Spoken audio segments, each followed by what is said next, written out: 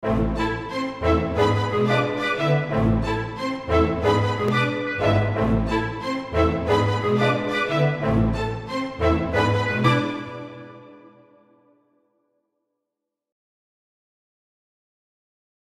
avons le plaisir d'accueillir Jean-Hugues Barthélémy, Thierry Auquet et Guillaume Leblanc pour cette table ronde que je présenterai bien sûr un petit peu plus complètement.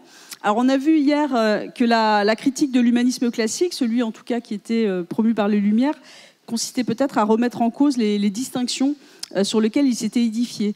Nature-culture, homme-machine, nature-artifice et peut-être même le dualisme homme-femme. Mais la question, c'est aussi de savoir si on peut vraiment dépasser ces dualismes. Et puis d'un autre côté, on a vu aussi que l'humanisme est critiqué de toutes parts, comme une vision étroitement anthropocentrée. Alors entre l'essor de l'écologie dite profonde, de l'éthique animale, des courants trans ou post-humanistes, le paradigme humaniste semble aujourd'hui pris un petit peu dans un étau. Et les frontières entre l'homme et l'animal, entre la nature, la culture, la technique et la biologie semblent se déplacer jusqu'à s'abolir. Alors est-ce que ce serait la fin de l'exception humaine ? C'est en tout cas probablement la fin d'une certaine conception de l'homme qui en faisait le centre et peut-être le maître de la nature. Mais nous semblons aujourd'hui avoir un petit peu perdu les repères qui permettaient traditionnellement de nous définir comme humains, soit en nous distinguant clairement d'un côté des machines, soit en nous distinguant clairement de l'autre côté des animaux. Et c'est ce constat qui nous invite à nous poser la question aujourd'hui, est-ce qu'on peut encore être humaniste ? Et si oui, sur quel fondement construire un nouvel humanisme qui ne retombe pas dans les travers de l'humanisme classique ? Alors est-ce qu'il faut penser à un humanisme élargi, un humanisme qui excentre l'homme, dont l'homme ne soit pas le centre, paradoxalement, un humanisme ou encore un humanisme qui se recentrerait sur l'humain, mais dans un sens peut-être le plus moral du terme, qui porterait haut des valeurs comme la bienveillance, par exemple. Alors si on veut repenser l'humanisme, on peut peut-être, il faut répondre aussi sur ce terrain-là.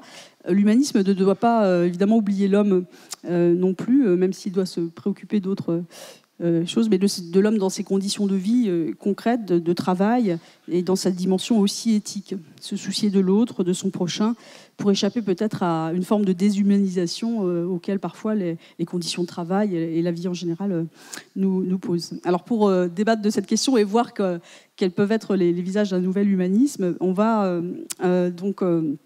nos trois invités vont faire successivement un exposé d'une vingtaine de minutes, 20-25 minutes, puis ensuite on débattra évidemment avec la salle, donc vous pourrez poser toutes vos questions et on échangera sur ce qui a été dit et puis évidemment sur d'autres choses éventuellement. Alors pour débattre de cette question, je vous présente donc Thierry Auquet. Il est philosophe, professeur des universités. Il enseigne à l'université Paris-Nanterre, où il dirige l'Institut de recherche philosophique.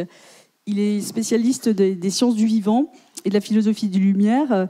Il a d'abord enquêté sur l'histoire naturelle de Buffon avant de se tourner vers Darwin. Il a notamment traduit et annoté la première édition de l'origine des espèces de Darwin.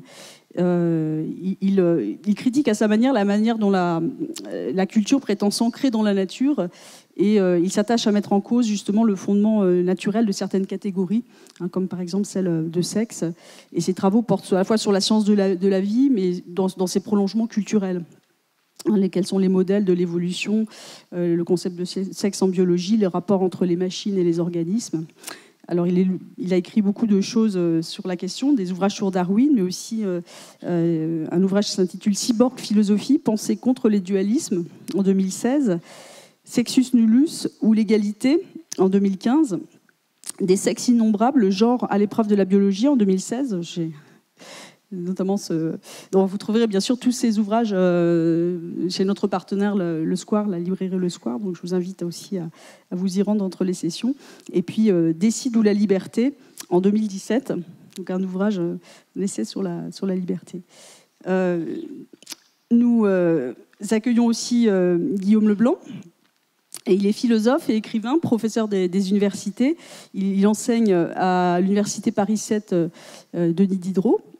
Son travail porte essentiellement sur la question de la critique sociale, à partir d'une réflexion qu'il a faite sur Foucault, sur Canguilhem, sur la question des normes. Et son travail se fait beaucoup en lien et en dialogue avec les sciences sociales et aussi la médecine. Il s'intéresse plus particulièrement à la question de la vulnérabilité et la précarité. Et il cherche à cerner les contours d'une vie décente. Qu'est-ce qu'une vie vraiment humaine et décente peut signifier. Et s'attache dans cette optique à constituer vraiment une philosophie pratique qui va vraiment chercher dans les vies ordinaires et précaires, celles des exclus, des étrangers, des migrants, ceux qui sont condamnés parfois à une certaine forme d'invisibilité sociale. Donc tout ce travail sur les normes s'inscrit vraiment dans une entreprise globale aussi de relecture de la philosophie contemporaine. Il va donc nous entretenir sans doute aussi de l'humanisme au sens peut-être un peu plus moral du terme. Alors il a écrit beaucoup d'ouvrages sur Foucault déjà, la pensée Foucault, des ouvrages sur un autre ouvrage qui s'intitule Vie ordinaire, vie précaire en 2007, un autre qui s'intitule L'invisibilité sociale en 2009. Un ouvrage sur Canguilhem et la vie humaine en 2010. Il a écrit aussi L'insurrection des vies minuscules en 2013. Et dernièrement, La fin de l'hospitalité, qui est co-écrit avec Fabienne Brugère, qui traite de la question, en l'occurrence des migrants, et de la manière dont on les accueille ou qu'on les accueille mal.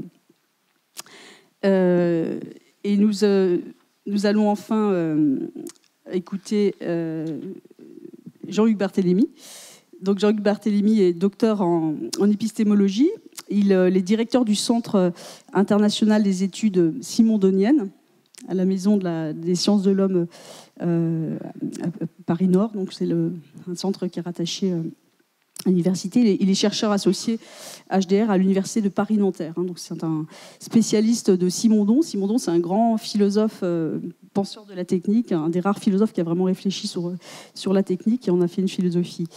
Et il réfléchit sur les moyens de dépasser l'humanisme, ou plutôt de faire muter l'humanisme, de le redéfinir, de redéfinir le droit et toutes les oppositions un petit peu simplistes qu'on a évoquées tout à l'heure. Et il faut, à ses yeux, effectivement, essayer de penser à un nouvel humanisme qui cherche à concilier peut-être le progrès technologique et les préoccupations écologiques. Il faut que l'humanisme soit à la hauteur des défis de ce siècle, finalement, notamment aussi du défi écologique.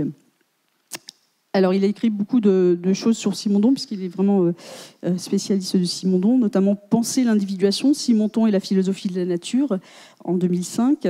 Ou encore notre ouvrage Penser la connaissance et la technique après Simondon, en 2005. Simondon ou l'encyclopédisme génétique, en 2008. Et il est notamment aussi le rédacteur des cahiers Simondon, donc toute une série de travaux et de recherches sur Simondon et d'éditions d'écrits qui sont vraiment très, très importants.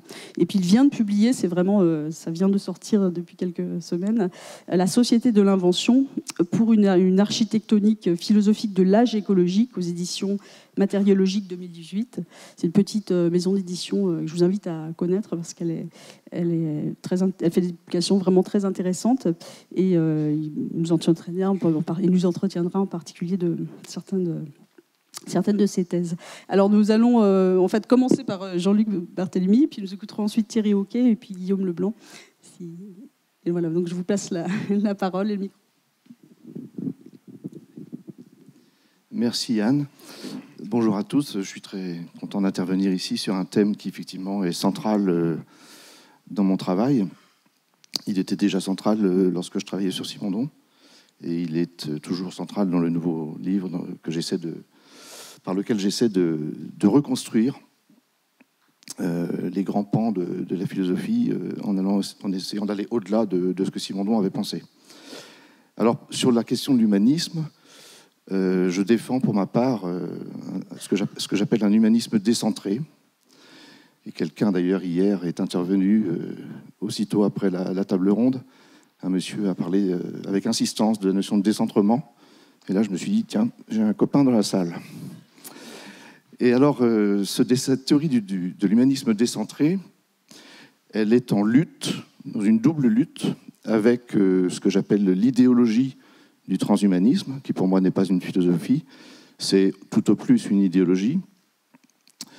Ça, c'est une première lutte, parce que je pense que le transhumanisme est d'une grande naïveté. Ça a été rappelé hier, notamment par Bernadette Binsaud de Vincent.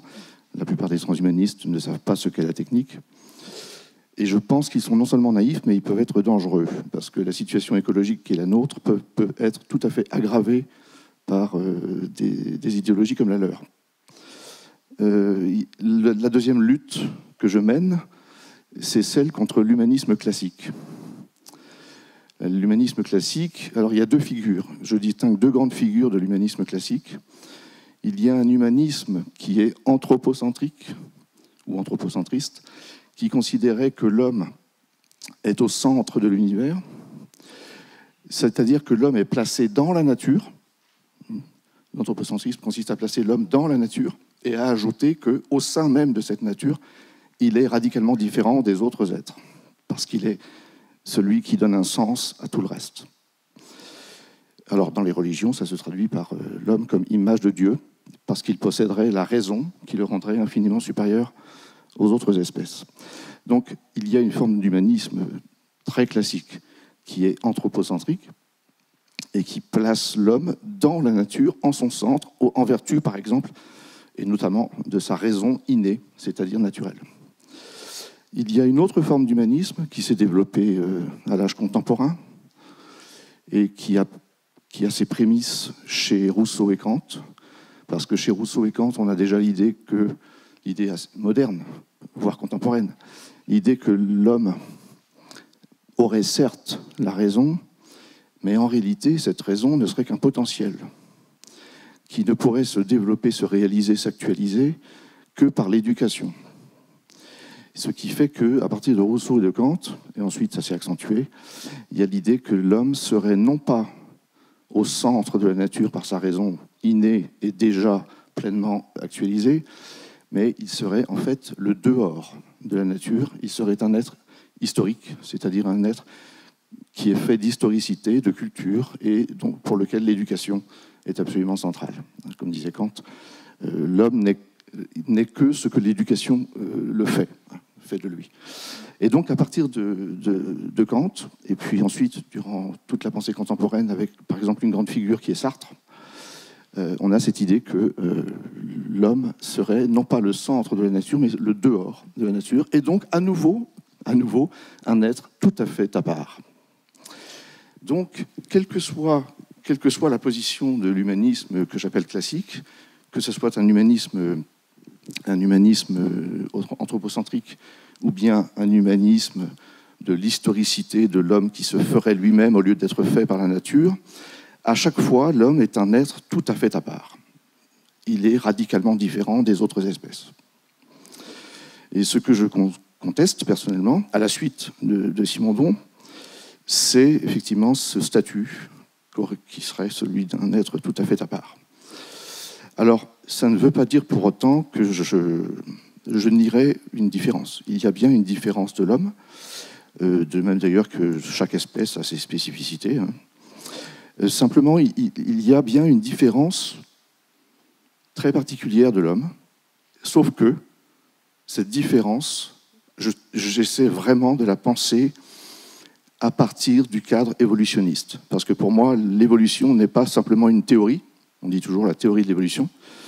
Ce n'est pas simplement une théorie, c'est une vérité scientifique. Et donc, il s'agit pour la philosophie d'assumer pleinement, jusqu'au bout, ce qui à mon avis est très difficile à faire et n'a pas été fait, assumer pleinement le fait que, depuis Darwin, on doit penser l'homme à partir de l'évolution animale. Et c'est là où je soutiens dans mon livre que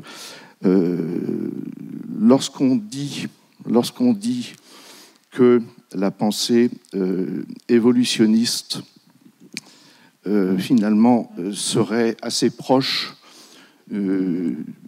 parce que cette pensée, elle rattache l'homme à l'animal. Donc, elle serait assez proche de ce qu'on appelle l'anthropomorphisme, qui consiste à attribuer aux animaux non humains des propriétés humaines.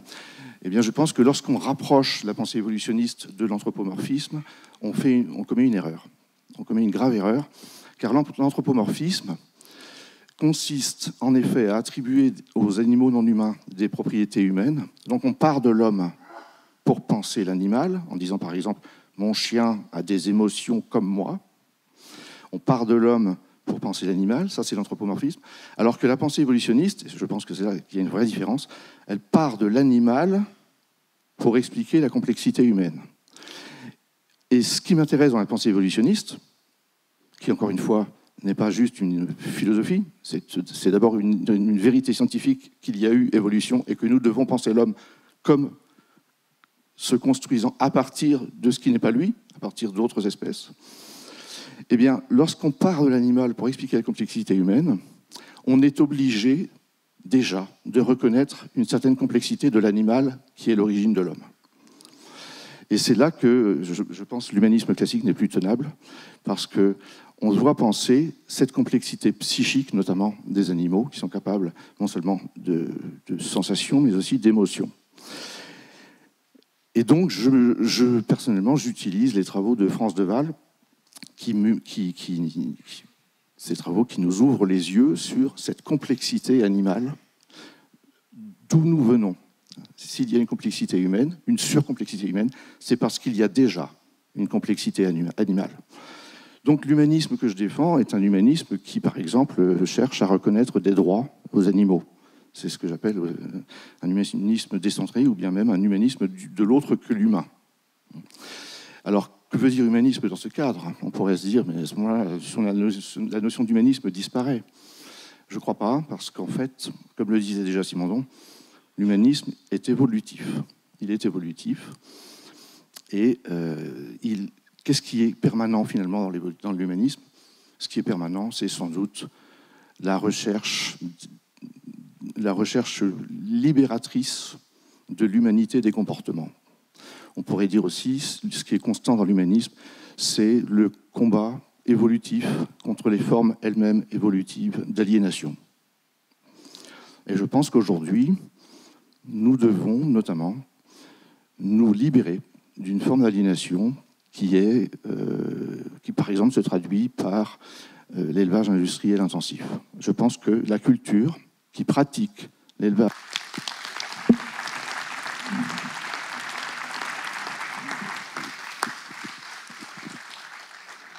Merci Jean-Hugues pour cet exposé qui à la fois montre la hauteur du défi. Il faut que l'humanisme soit à la hauteur des enjeux écologiques de la planète, et en même temps qui propose une première interprétation, on va dire peut-être une première voie, un premier axe, l'idée que finalement il faut peut-être effacer les distinctions que l'humanisme classique à poser entre nature et culture, en revenant en quelque sorte à une forme de naturalisme quand même, ou un ancrage naturaliste dans la théorie de l'évolution de l'homme, qui serait quand même avant tout un animal, alors un peu spécifique puisque c'est un animal technique, un animal de culture. Alors ce qui m'a peut-être un petit peu interpellée, mais peut-être je pense que Thierry Auquet pourra aussi développer justement une approche un petit peu différente, c'est finalement justement est-ce que cette culture que l'homme développe et dans laquelle finalement sont à la fois le symbolisme et la quête de sens, finalement ne le conduit pas quand même justement à dépasser cette naturalité bon, pas s'affranchir de l'évolution évidemment, mais est-ce que ça ne le conduit pas quand même à remettre en question ce fondement naturaliste? Et est-ce que du coup l'humanisme ne peut pas se penser au contraire peut-être comme un dépassement des dualismes traditionnels, mais dans le sens justement pas forcément d'un retour à un ancrage dans l'évolution naturelle des espèces, un retour à un ancrage biologique, mais une plongée dans la culture en quelque sorte? Est-ce que en tant qu'animal de culture, nous ne sommes pas justement infiniment voués à dépasser la nature continuellement? En tout cas, bon, c'est la perspective que peut-être on peut poser. On y reviendra évidemment dans la discussion. Je vais passer la parole donc à Thierry Auquet qui va développer, je pense, une autre manière, un autre visage de l'humanisme. Merci. Cette question des nouveaux visages de l'humanisme, en fait, il y a tellement de portes d'entrée possibles pour l'approcher que ça m'a fait faire des cauchemars toute la nuit, bien sûr. Et surtout, en fait, je me suis demandé pourquoi on nous posait cette question. Et je me suis dit que peut-être une des raisons pour lesquelles cette question des nouveaux visages de l'humanisme était posée, c'est qu'en fait, l'humanisme, effectivement, n'avait pas bonne presse. Il était contesté de toutes parts. Et notamment, on cite parfois ces propos de Claude Lévi-Strauss dans un entretien qui parle d'un humanisme dévergondé, au sens où l'humanisme serait en fait pas seulement coupable d'avoir mis l'humain au sens de l'univers, mais serait coupable d'avoir engendré des horreurs comme le colonialisme, l'extermination, voilà. Et pourquoi l'humanisme serait responsable de toutes ces morts, finalement? C'est parce qu'en fait, l'humanisme est un exceptionnalisme, et il met une frontière entre nous et les autres, et à partir de ce moment-là, toute personne qui est reléguée de l'autre côté de la frontière se trouve être une vie nue, une vie méprisable, une vie dont on peut se passer. Voilà, donc il y a des soupçons très forts qui pèsent contre l'humanisme et qui nous invitent à reconsidérer en fait cette figure. Et en fait, ça passe par plein de choses, et notamment, il y a une version féministe de ça, qui a considéré qu'en fait, il y avait un ensemble donc, de dualismes qui structuraient nos pensées, et dans laquelle on retrouvait encore cette question de l'humain et de l'autre que l'humain. Alors, vous voyez, on commence avec le dualisme homme-femme comme opposition fondamentale qui structure l'humanité. Mais ce que disent des féministes, ici je cite une américaine qui s'appelle Carol Adams, on retrouve aussi une opposition entre humain et animal, une opposition entre blanc et noir, entre esprit et corps, entre raison et émotion. Et en fait, tous ces dualismes qui ont l'air de parler de choses tout à fait différentes, en réalité, font système. Ils font système au sens où, finalement, on pourrait se dire que tous tiennent dans la première ligne, en fait. Finalement, tous les dualismes dont il est question ici, chaque terme est une déclinaison du premier. Et donc, on n'a pas affaire à une série de dualismes indépendants les uns des autres, mais à deux ensembles qui s'opposent face à face, et où l'humain est associé à l'homme, la femme à l'animal. Et en fait, quand on est du côté droit, on est du côté de l'exploitation, de la sensibilité, du corps, de la sexualité au sens où on l'a vu hier avec la conférence sur Balance ton porc. Et puis de l'autre côté, du côté, alors de quoi? Évidemment, des grandes notions, mais aussi d'une certaine forme de domination exercée, d'exploitation, etc. D'où l'aspect criminel de cet humanisme qui est aussi un androcentrisme, en fait, si on accepte cela, au sens où c'est pas seulement l'humain qui domine, mais c'est l'homme dans l'humain qui domine. Donc voilà les charges très fortes qui pèsent contre l'humanisme, et donc contre, disons, cette idée d'un humanisme qui exclut, d'un humanisme dont on est toujours menacé de déchoir, et ou dont l'exclusion conduit à l'exploitation, voire à l'élimination. Il me semble malgré tout que l'humanisme mérite d'être reconsidéré comme une valeur positive, et qu'il a des vertus qu'il ne faut pas oublier. Donc c'est ça que j'appelle ici un humanisme ascensionnel, hein, pour proposer cette idée que chacun va avoir son humanisme plus adjectif, on les décline, mais voilà, c'est pour disons, structurer mon idée, l'idée qu'en fait l'humanisme c'est un idéal qui nous appelle aussi, et qui a quelque chose, un idéal qui veut qu'on soit à la hauteur en fait.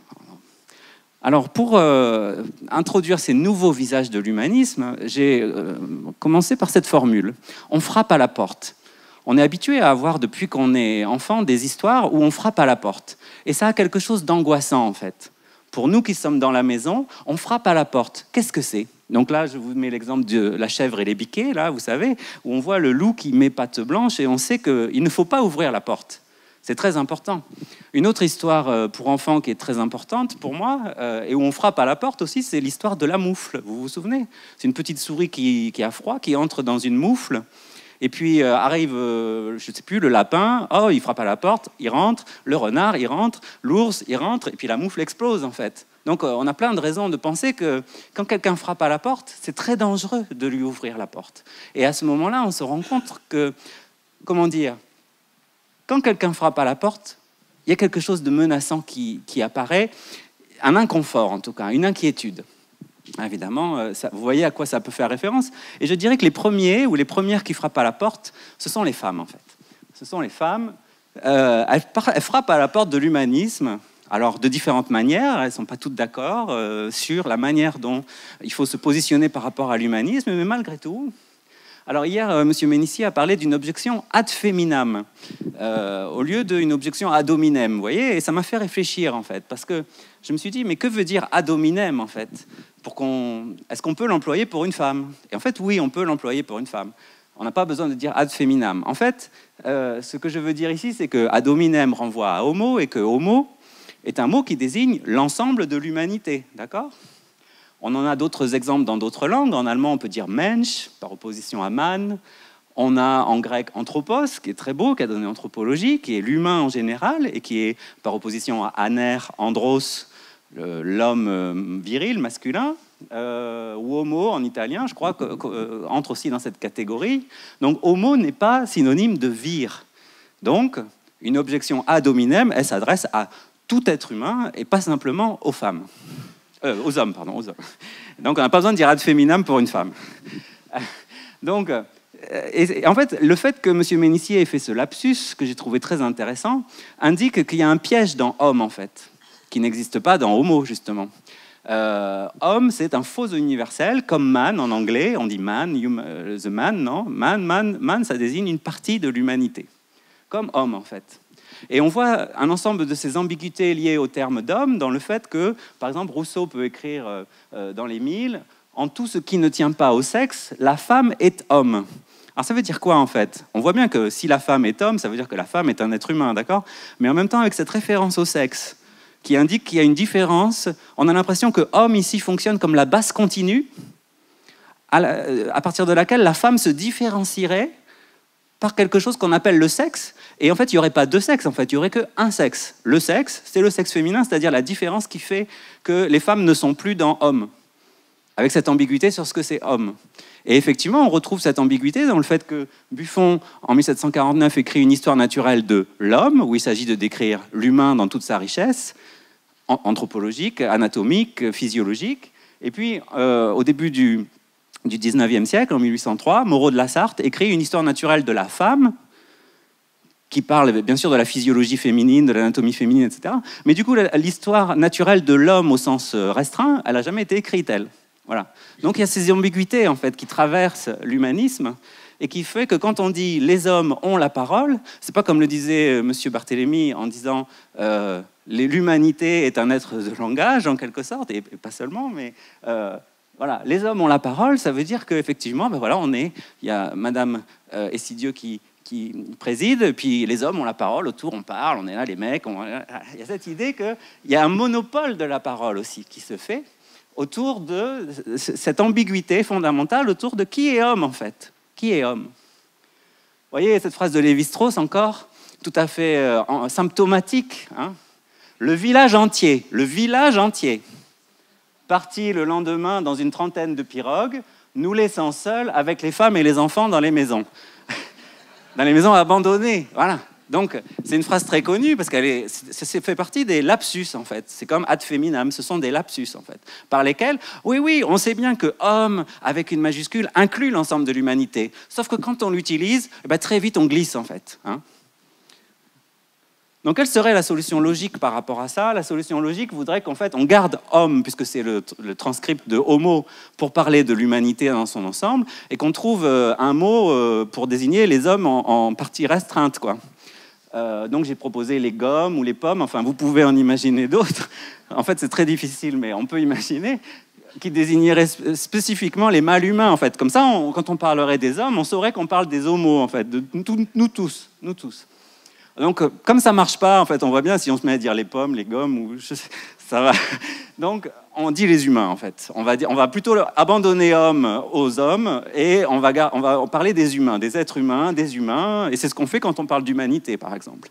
En anglais, au lieu de mankind, on dira humankind, voilà. Et au lieu des droits de l'homme, on parlera des droits humains, voilà. Parce que c'est trop difficile de reprendre homme aux hommes, voilà. Bon. Alors, c'est quoi le nouveau visage de l'humanisme ici? C'est l'idée que le pari qui nous est lancé ici, c'est et si on s'efforçait de repenser humain dans homme, en fait, Voilà. Et si on s'efforçait de nous considérer les uns et les autres, pas comme des objets sexuels, alors Madame Larère a dit que les femmes aussi avaient des appétits sexuels sur les hommes, c'est important de le rappeler, ça marche dans les deux sens, mais au-delà de cette dimension érotique, prédatrice, voilà, charnelle, si on se considérait les uns et les autres comme des humains, en fait, comme des humains, si on donnait une chance à l'humanisme, en fait, et ça commence par l'éducation au sens...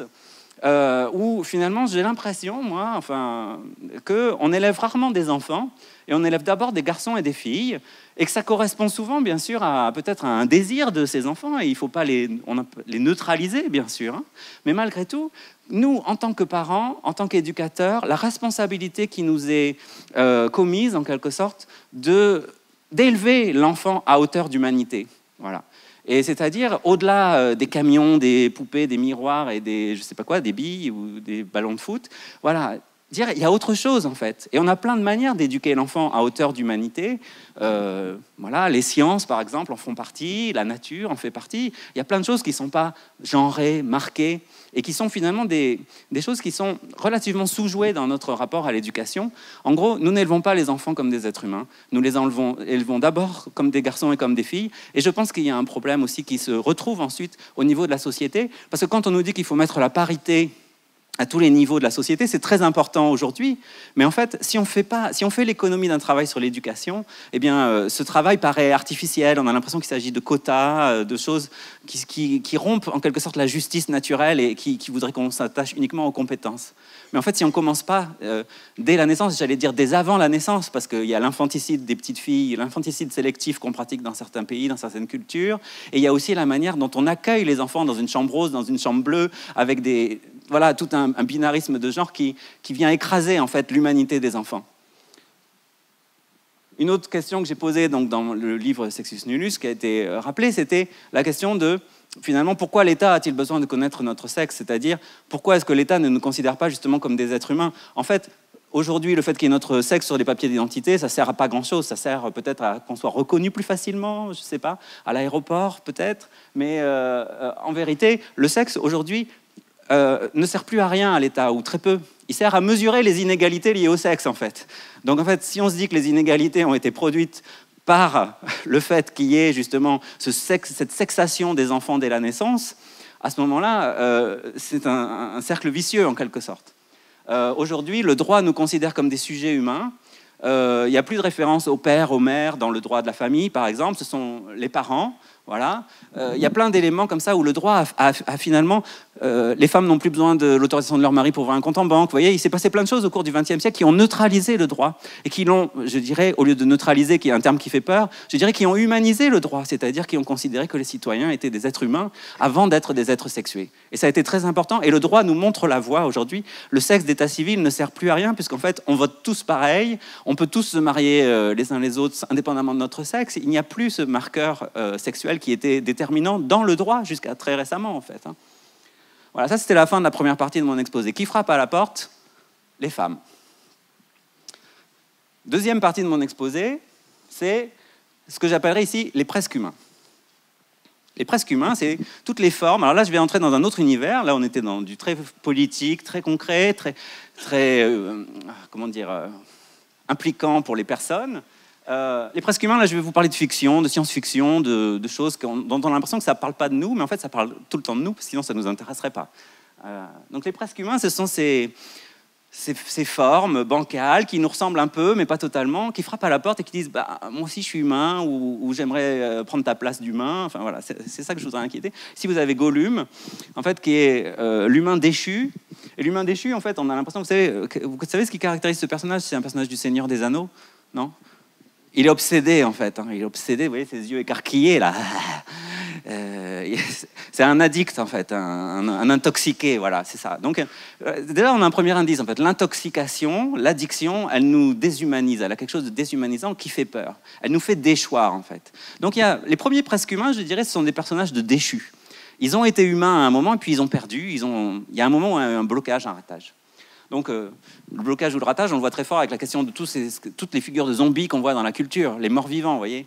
Mais en fait, ce qui est très intéressant, c'est de penser le zombie par rapport à la personne qui est dans un état de débilité, de sénilité, de dépendance, à la personne qui a Alzheimer, c'est-à-dire la personne que moi je reconnais comme ayant été une personne, mais qui elle ne me reconnaît plus. Ce drame, peut-être, plusieurs d'entre nous l'ont vécu ici, ce drame de la non-communication, c'est-à-dire je te reconnais comme ayant été humain, mais toi tu ne me reconnais plus, donc qu'est-ce qui te maintient dans le rapport à l'humanité avec moi ?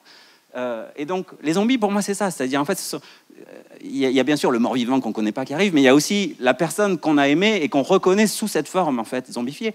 Et en fait, le zombie, on l'exclut, il est hors de l'humanité, mais en même temps, il nous interroge aussi sur qui on a envie d'inclure, qui on a envie de maintenir dans le collectif, en fait. Donc ça, voilà, au niveau de la déchéance. Et puis, ensuite, les cyborgs. Alors, c'est très bizarre, les cyborgs. Là, je mets Robocop, le film de Paul Verhoeven, mais vous voyez, ça a l'air d'être un surhomme, en fait, un surhumain. Mais en même temps, il a un casque. Et ce casque est très révélateur parce qu'en fait, le casque signifie que, à travers le dispositif technique, je ne parle pas des exosquelettes qu'on vous a montré hier, mais à travers le dispositif technique, il y a une prise de contrôle de certains pouvoirs capitalistes, techniques, étatiques, sur vos pensées, sur vos mémoires, sur vos souvenirs, sur votre humanité. Donc, ce qui fait la presque humanité de Robocop, sa déchéance en quelque sorte. C'est l'idée qu'il y a quelque chose au niveau de sa pensée, de son individualité, qui est menacé par, alors je ne dis pas le dispositif technique de manière abstraite, mais un certain état du technocapitalisme qui à la fois rend possible certaines performances extraordinaires et dans le même temps qui menace de nous contrôler définitivement. Donc voilà certains presque humains, sinon par déchéance, quoi. On ne voit pas ce que j'ai dit au début, à savoir l'humanité comme quelque chose de désirable. Enfin si, ils nous rendent nostalgiques de l'humanité, en fait. Ils nous disent « l'humanité est quelque chose que l'on doit chérir parce qu'on ne veut pas déchoir, en fait. On ne veut pas déchoir. » Il y a aussi des presque humains qui apparaissent dans le champ fictionnel, au sens où ce sont des figures qui s'imposent comme concurrentes de l'humain, rivales de l'humain. Alors c'est ce qu'on voit dans toutes les fictions de mutants. Les mutants, en fait, en un sens, on pourrait dire, nous sommes tous mutants, nous sommes différents les uns des autres, nous avons tous des richesses, en fait. Mais en fait, dans les fictions de mutants, on voit qu'il y a quelque chose de très particulier qui se passe. Ici, vous avez les X-Men. Ce qui se passe de très particulier dans les fictions de mutants, c'est qu'en fait, on a envie de les exclure, parce qu'ils ne sont pas comme nous, et on se sent menacé en tant qu'humain parce qu'ils ont des super pouvoirs ou des pouvoirs inédits, et l'ancienne génération se dit « Ah, peut-être qu'ils vont prendre notre place, en fait ». Donc cette idée qu'effectivement, il y a un humanisme qui est en mouvement, qui est mouvant, et qui nous oblige en permanence à nous redéfinir par opposition à qui nous incluons, qui nous définissons comme la norme, en fait. C'est ça la question du mutant, c'est la question de l'humain de référence. Qui est l'humain de référence? Quel est le niveau de nos attentes? D'autres presque humains qui frappent à la porte et qui nous disent qu'ils sont en fait plus humains que nous, peut-être, ce sont les robots, en fait. Donc là, j'ai mis, vous avez reconnu HAL, H-A-L, dans 2001, l'Odyssée de l'espace. Vous savez que je ne saurais pas le dire, mais c'est un œil en fait très inquiétant qui voit tout et qui a l'inflexibilité de la raison et du calcul et qui sait mieux que les humains ce qu'ils doivent faire. Et qui est prêt à éliminer les humains pour cela, d'accord? Donc le robot, bien sûr, avec son intelligence inflexible et sa puissance de calcul, il nous menace en tant qu'il pourrait finalement prendre la place. Il faut que j'accélère un petit peu. Des figures d'humains en devenir également, c'est-à-dire des presque humains vraiment au sens strict, c'est-à-dire ils y sont presque. Ils sont en acheminement vers l'humain. Je parle des androïdes ici, c'est Real Humans, une série qui passait sur Arte il y a quelques années de ça, avec des androïdes. C'est une métaphore de quoi? Une métaphore du personnel de service, en fait. Du personnel de service. C'est les gens qui font tout à la maison, qu'on ne voit pas, qui font tout dans la société, qu'on ne voit pas, le nettoyage, qui font que le monde peut fonctionner, mais en fait qu'on a du mal à considérer comme vraiment des humains. Et vous les voyez qui fonctionnent ici comme des hordes. Également, des presque humains, c'est tout ce qu'on appelle le bétail, en fait. Alors j'utilise bétail au sens très générique, en fait pour parler d'abord des fictions de clones ici. L'idée qu'on produirait des humains, des doubles, qui seraient des doubles de rechange où il y aurait des parties qui pourraient nous servir, etc. J'appelle bétail des instruments organiques en fait. Voilà, des instruments organiques, alors que les androïdes qu'on vient de voir, c'était des instruments techniques.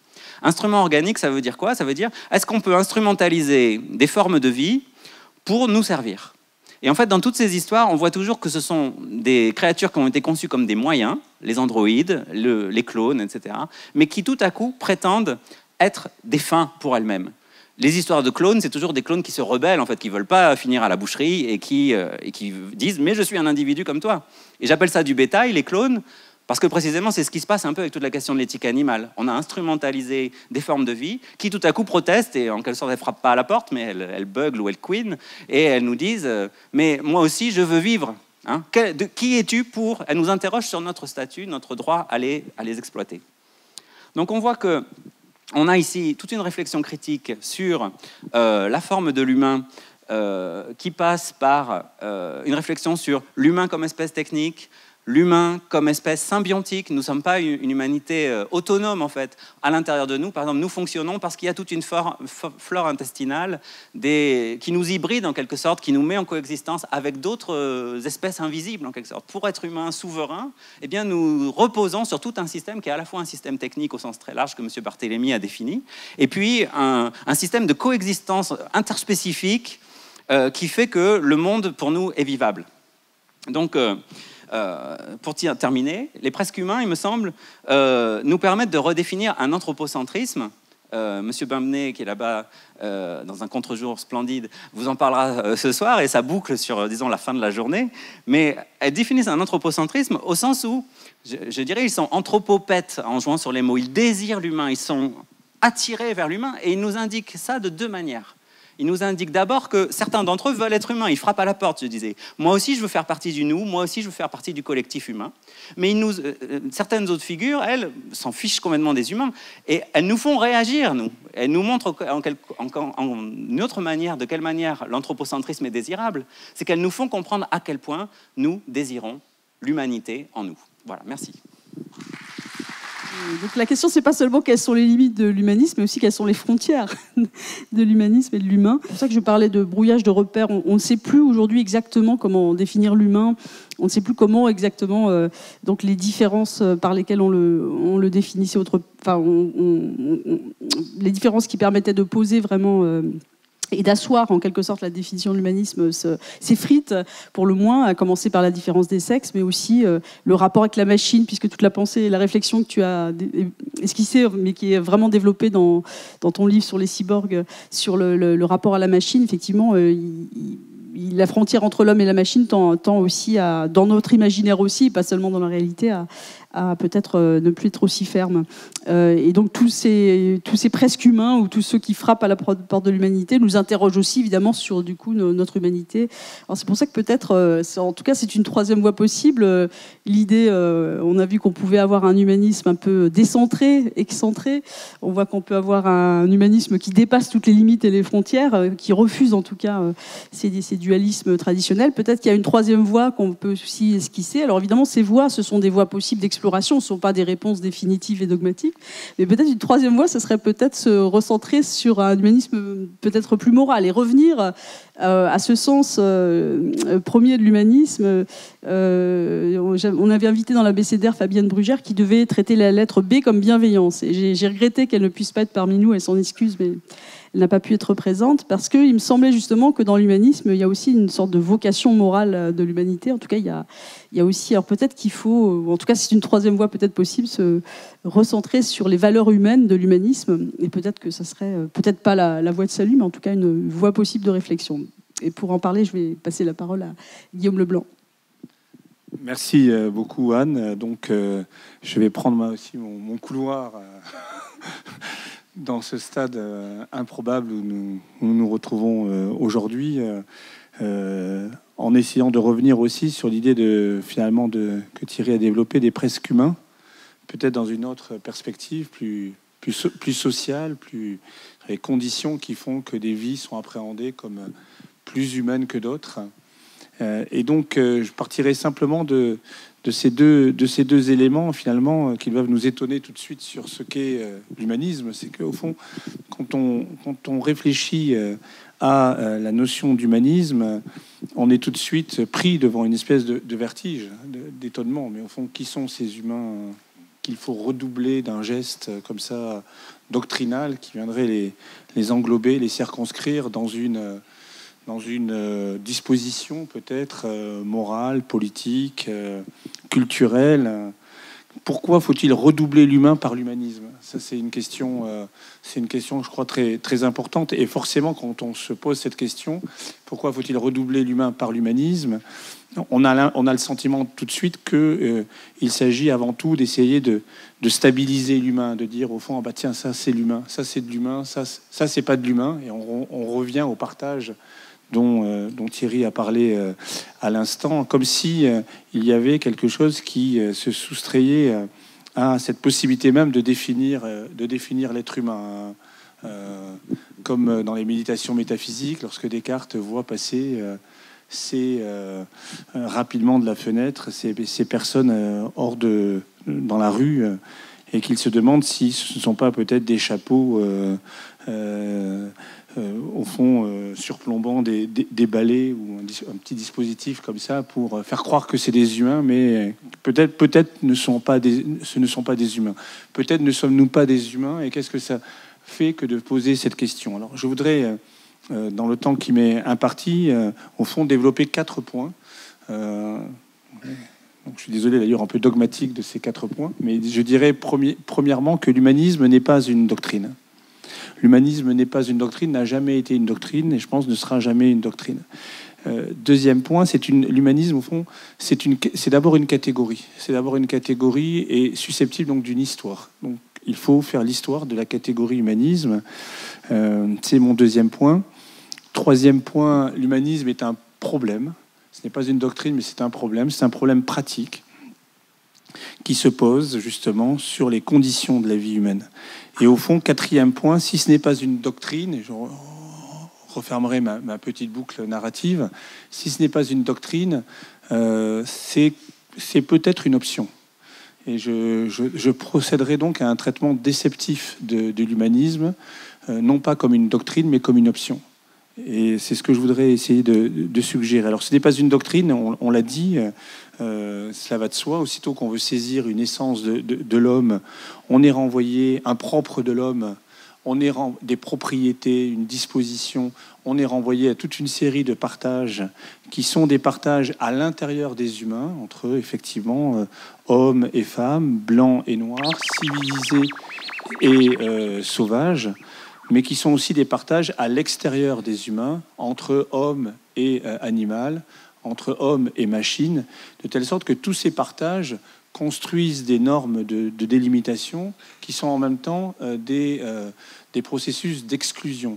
Et effectivement, l'une des questions, c'est comment réintégrer en deçà du partage, comment réintégrer dans l'humanisme partageur, entre guillemets, la part manquante qui a été exclue de cet humanisme. Donc comment élargir d'emblée l'humanisme? Donc on peut remarquer que dès qu'on essaie d'être humaniste, la question se pose de savoir comment élargir l'humanisme, parce que précisément l'humanisme en tant que partage, en tant que doctrine, risque de procéder à toute une série de rétrécissements théoriques qui posent effectivement un ensemble de problèmes, parmi lesquels un des problèmes centraux est bien cette espèce d'extension de l'humanisme à partir de l'humanitas, de l'humanité à partir de l'humain à partir de l'homme. Et là, effectivement, on a au fond quand même un partage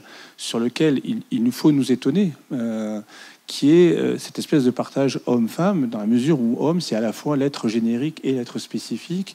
C'est ce qui constitue justement quand même Thierry a parlé d'une base continue, j'ai beaucoup aimé l'expression, c'est ce qui constitue effectivement une espèce de sous-sol silencieux à partir duquel on va appréhender les autres comme plus ou moins autres, comme plus ou moins éloignés de cette référence centrale.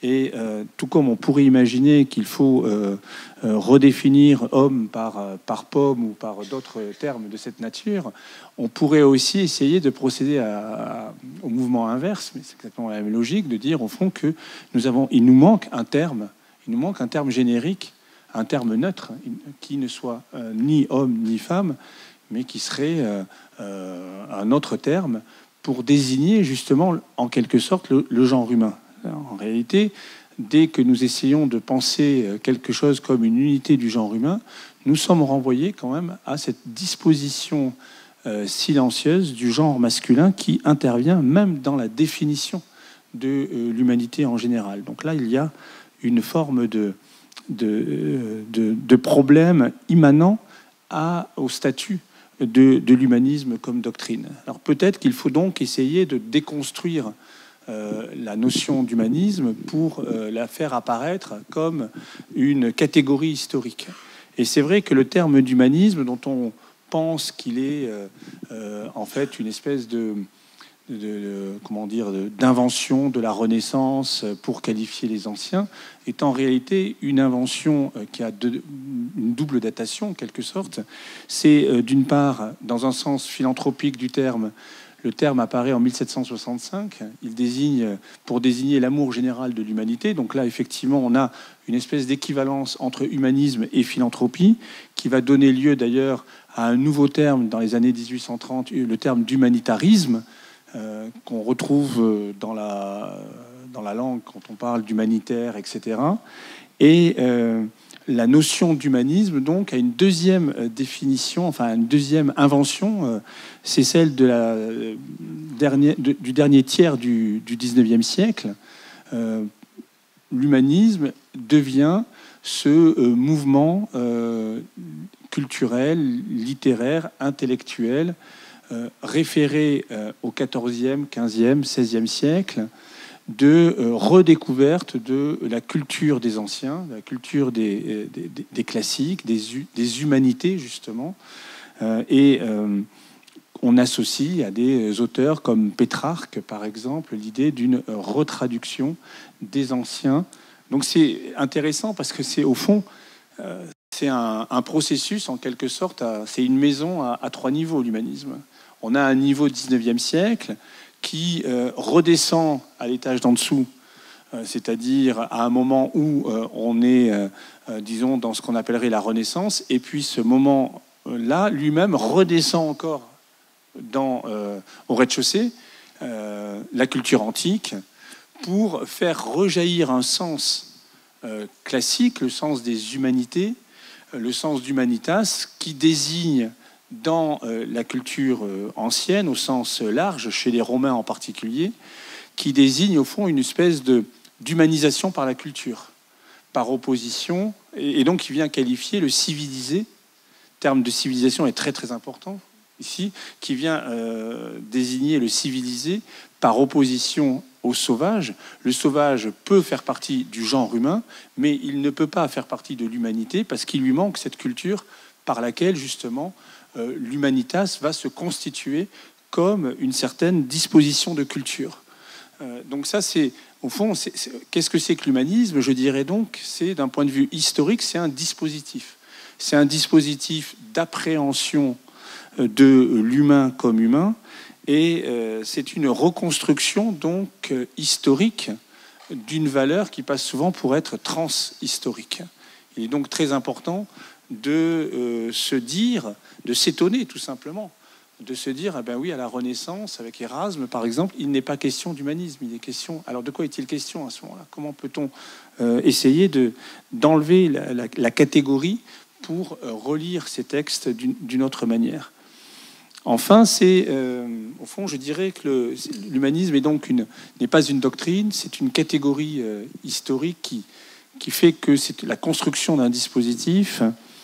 Et de mon point de vue, ça touche plus le travail que j'ai opéré non pas directement sur cette question, mais le travail que j'opère. Je dirais que l'humanisme, pour moi, ce qui m'intéresse, c'est qu'il renvoie au fond à un ensemble de problèmes pratiques qui tiennent aux conditions qui sont faites aux vies et à l'inégalité des conditions faites aux vies. Et là, je renvoie à cette réflexion sur le presque humain également, mais d'une autre manière, c'est-à-dire qu'au fond, la question qui est la mienne, c'est comment se fait-il que des vies sont considérées comme plus humaines que d'autres? Quelles sont les conditions sociales, politiques, culturelles, économiques par lesquelles des vies sont appréhendées comme des vies pleinement humaines, alors que d'autres vies ne sont pas appréhendées comme des vies pleinement humaines, ce qui, du coup, induit toute une réflexion sur, en quelque sorte, la déshumanisation qui, comme processus de défaut d'appréhension d'une vie comme vie humaine. Donc je dirais que plutôt que d'aborder l'humanisme comme une doctrine stabilisée de l'humain, il faut s'interroger sur les processus d'humanisation et de déshumanisation par lesquels des vies se voient octroyer le statut de vie pleinement humaine, de vie qui compte, de vie qui œuvre, de vie qui participe à des patrimoines, qui construisent des œuvres significatives à l'intérieur de l'humanité, et d'autres vies qui ne sont pas appréhendées comme des vies, disons, qui comptent, des vies qui sont en défaut d'appréhension et qui sont donc justement, de ce point de vue, renvoyées à une forme de désœuvrement constitutif de la déshumanisation. Ce partage œuvre-désœuvrement, on peut l'amplifier de plein de manières différentes, mais après tout, on pourrait renvoyer, même pour en tordre la signification, à ce que Michel Foucault avait écrit dans sa première préface de la première édition de l'Histoire de la folie, Folie et des raisons, quand il écrivait la folie c'est l'absence d'œuvre. Au fond, bien évidemment, dans le sens de Foucault, ça désignait une certaine chose, mais ce qui m'intéresse, c'est de me demander s'il n'y a pas, en quelque sorte, une forme de construction sociale par laquelle on assigne des vies à l'absence d'œuvre. Et si c'est le cas, à ce moment-là, est-ce que ce n'est pas ça, déshumaniser une vie, considérer à l'avance qu'elle n'est potentiellement productrice d'aucune œuvre? Ça peut être le bruit et la fureur des sauvageons de banlieue qui, justement, dont l'œuvre est une œuvre au noir, brûler des voitures, voilà. Ça peut être... Il y a mille manières de considérer une vie comme désœuvrée, c'est-à-dire de lui retirer son processus d'humanisation. Et je crois que, par contraste, ce que pourrait être, disons, un humanisme élargi, en tout cas, ce serait de refuser a priori la coupure entre les vies, entre celles qui comptent et celles qui ne comptent pas, entre celles qui produisent des œuvres et celles qui ne produisent pas d'œuvres, et de remettre en question, du coup, les formes d'invisibilité sociale qui sont sous-jacentes au défaut d'appréhension de certaines vies. Parmi ces formes ces opérateurs d'invisibilité sociale, il y en a un extrêmement puissant que j'ai analysé, qui est l'inaudibilité. Le fait que une vie devient invisible à partir du moment où elle devient inaudible. Ce qui signifie que la voix d'un sujet, non pas ne dit plus rien, n'a rien à dire, mais ne trouve aucune structure auditive susceptible d'accueillir cette voix comme une voix qui compte. La déshumanisation s'opère toujours par le fait quand à une voix, en quelque sorte, ne correspond pas à une structure auditive qui vient l'accueillir. En ce sens-là, il y a une forme d'hospitalité première à imaginer des dispositifs auditifs puissants capables d'accueillir les voix des sujets. Parce que ne plus avoir la voix, perdre sa voix, à force de perdre toute structure auditive d'appréhension de cette voix, c'est finir par devenir invisible. Le visage de quelqu'un disparaît à partir du moment où sa voix n'est plus appréhendée comme une voix qui compte. Et on peut faire une analyse des formes de précarisation sociale, allant de l'inclusion idéale typique à l'exclusion idéale typique, en passant par la précarité, état intermédiaire d'inclusion-exclusion. On peut faire une analyse justement de la fragilisation sociale à partir justement de ces processus de déshumanisation qui commencent dans le fait que la voix de ceux qui ne comptent pas n'est plus appréhendée. Tu peux parler, mais au fond, ce que tu vas dire ne m'intéresse pas. Ce que tu vas dire n'a pas à entrer dans le patrimoine de l'humanité. Et donc, les œuvres de celui qui a à dire quelque chose s'effacent irrémédiablement à partir du moment où la voix de celui qui parle ne peut plus être prise en considération. Ça, c'est un premier point qui interroge l'humanisme comme problème. L'humanisme pose le problème de l'égale appréhension de toutes les vies et partant de la possible reconnaissance de ces vies comme vies pleinement humaines. Et je procède à une distinction entre appréhender une vie et la reconnaître. On ne peut reconnaître qu'à partir d'une appréhension. La synthèse de recognition est en quelque sorte postérieure à la synthèse d'appréhension, mais en quelque sorte, il y a une trajectoire qui va de l'appréhension à la reconnaissance, qui suppose des conditions sociales, des conditions qui ne sont pas, qui sont aussi des conditions politiques, qui sont des conditions économiques, qui sont des conditions culturelles, qui font que justement une vie, à bien des égards, est toujours une vie sous condition. Une vie humaine est toujours une vie sous condition. Et c'est vrai que dans l'histoire de la philosophie, peut-être, en tout cas dans ce qui s'est appelé les philosophies de la vie, on a, à un moment donné, peut-être trop rapidement théorisé la vie sans condition et pas assez réfléchi sur les conditions à partir desquelles une vie peut être appréhendée comme une vie pleinement humaine. C'est pourquoi j'en viens à une option qui sera vraiment une espèce de fil très fragile, le contraire de l'arrogance d'une doctrine. Donc j'ai dit en commençant que l'humanisme ne peut pas être une doctrine en raison des partages qu'il produit. En revanche, s'il ne peut pas être une doctrine, il peut être une option. Qu'est-ce que c'est qu'une option? C'est, au fond, maintenir une hypothèse qui est celle de l'élargissement de l'humain. Au fond, je dirais que l'humanisme, c'est cette option qui nous pousse à considérer l'égale appréhension de toutes les vies. Alors forcément, c'est une option qui a tous les risques de ne pas être écoutée, de ne pas être reçue, parce que les partages sont, contrairement à ce qu'on pourrait croire, si on a en tête une lecture trop rapidement théorique de la question de l'humanisme, les partages sur le plan historique, pratique, politique sont de plus en plus importants entre les humains pleinement humains, les presque humains, les non-humains, et on peut traduire ces partages dans différents scénarios. On peut dire que ce sont des partages liés à un scénario qui réactive la guerre des civilisations, la guerre des cultures, façon Huntington. On peut dire aussi que ce sont des partages qui réactivent des distinctions persistantes entre le Nord et le Sud.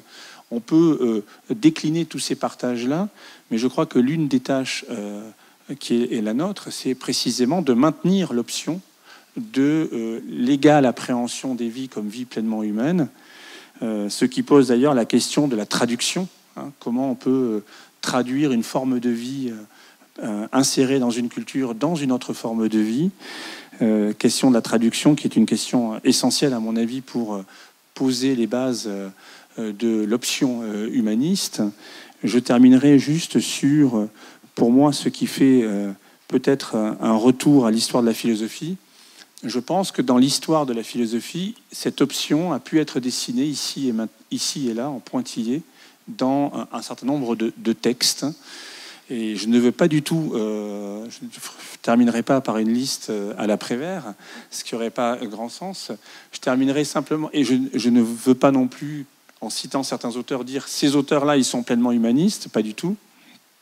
Je ne crois pas que la notion d'auteur ici soit d'ailleurs très pertinente pour penser l'option humaniste. Je pense plutôt à des boucles de narration qui surgissent ici ou là dans l'histoire de la philosophie et qui quand même soulignent quelque chose comme un humanisme élargi. Par exemple, lorsque Aristote, dans l'Éthique à Nicomaque, explique que lorsqu'on voyage, on sait bien que tout homme est proche d'un autre homme et amical, rajoute-t-il. Il y a donc une espèce de proximité presque inattendue, involontaire, qui surgit dans la rencontre entre humains. Et cette dimension de la rencontre entre des humains dans un cadre involontaire fait apparaître, je crois, quelque chose comme une unité du genre humain, ce que justement Cicéron, dans le De Finibus par exemple, avait appelé la commune société du genre humain.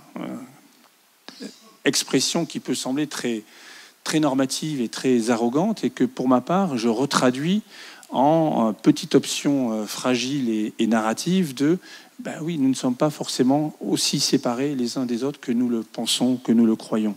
Ce que Montaigne aussi, dans les essais, la phrase est bien connue, dans les essais 3, 2, affirmait lorsqu'il disait que chaque homme porte la forme entière de l'humaine condition. On pourrait multiplier ces petites séquences de narration. Je crois qu'elles ont une valeur d'option, pas de doctrine. Et c'est en tant qu'option que l'humanisme m'intéresse.